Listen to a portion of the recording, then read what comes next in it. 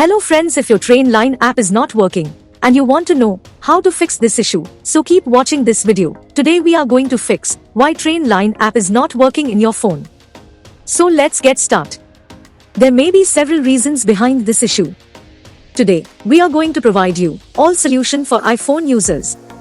Solution 1. Check your internet connection. Make sure your internet connection is fully working and you are getting good internet speed. Because sometimes due to internet issue, apps not working properly.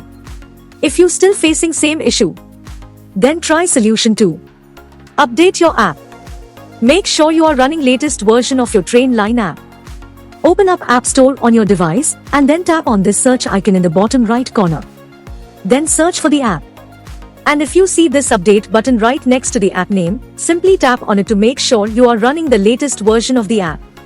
If you still facing same issue, then try solution 3. Then you need to clear app cache. For this, go to your device settings and then scroll down to find general and tap on it. Then tap on iPhone storage. From here, search for the app and then tap on it.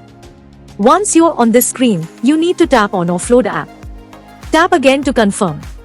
It'll take a bit for processing and then a reinstall button will show up. Simply tap on it to reinstall the app.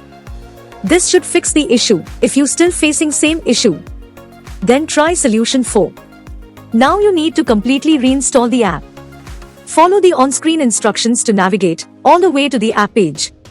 Once you're on this screen, tap on delete app to uninstall the app from your device. Once uninstalled, open up App Store and then search for the app here.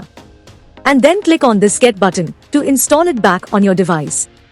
If you still facing same issue, then try solution 5. Restart your phone. Sometimes restarting devices automatic resolve these types issues.